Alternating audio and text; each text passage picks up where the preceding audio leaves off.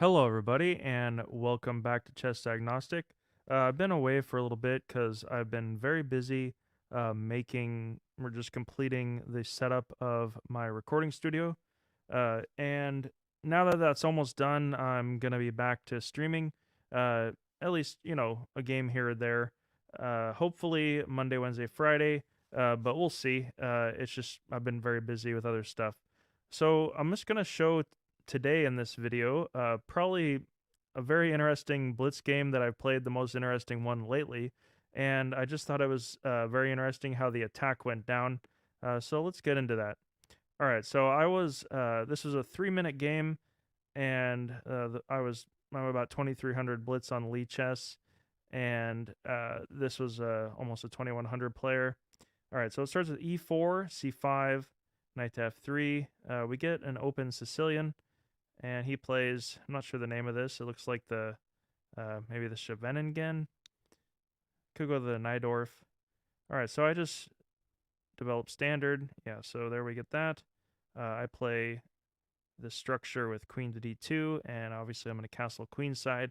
Try to attack on the king side. Play f3. Play g4. All right, so he's just going to develop. All right, play f3, so he can't play knight to g4 right away. All right, and then I start with g4. You can see I already have a pretty big advantage with plus 1.4, and that's basically from black's rather passive play in the Sicilian. And his normally you want the queen side to be developed quicker, but in this case he decided to just castle and develop the king side. But now he's a little behind in development. All right, so we get bishop to b7. Now he's going to try to start a queenside attack. All right, so I like this structure with h5 before I play g4 because it gets a little quicker attack. Maybe it's not the best, but it's a little inaccurate, but it still works. All right, so now I get g4 in, and here's where I just go crazy right away. Now it's saying that he could just take this knight. I'd still get a check in, but he plays a massive blunder with e5. Now, the reason that's a big blunder is because you always want to try to maintain parity in the center, but he creates these weak squares, and this is really where the entire game goes down because basically he played e5. Now, I take, and I had to, he takes with the king, which is insane. He still has a problem taking with the rook because I'm going to get this knight in either onto, let's see, either onto e6 or f5. But taking with the king is just suicidal. Now, this is where I spent a little time to calculate, and if you want to pause the video, this would be the time to think about what to play next. All right, so I played knight to e6, and either I get a fork and win the exchange, or his king takes, drawing his king into the center. Now, notice that this d5 square is weak, and that's because he played e5. All right, so the main idea behind bringing the knight there is that I can check, and he basically goes here, and I get a mating net. Now, I want to check here, which would be checkmate, but I need a piece to support that bishop.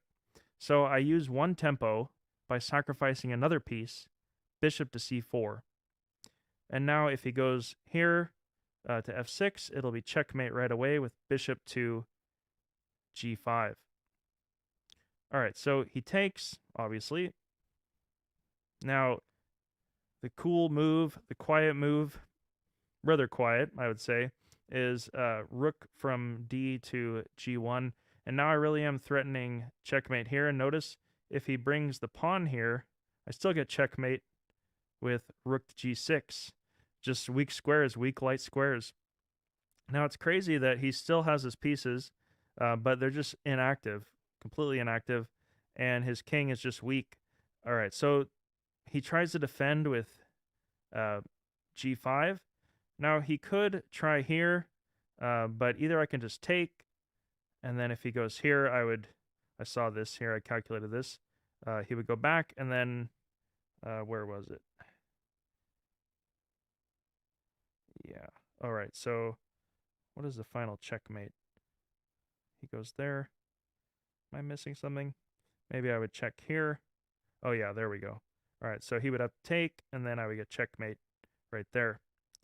Uh, you could also just check and then you get a discovered check, although he gets the rook. So basically what happened is he played g5, I took, and then there's a discovered check, wins the queen, wins a bunch of material. Now I didn't really want to win this way, but obviously he can bring the rook here, and then I'll have to try to break down his defenses, which would be a little bit harder. But he just made a massive blunder, and then I just won. So that's a little unfortunate. But the rest of the game was quite interesting, I thought. It's rare that you get, kind of that kind of attack, and that's well thought out, at least for me, in a blitz game. All right, so I just wanted to get that game out there and make another video, get back into it. Hello, Artemiev. I see you are commenting in Russian. I do not know what that means. So, you look like Artemiev, the chess player. All right, just getting back into it. If you have any comments or questions about the game, just leave it below, and I'll see you in the next video.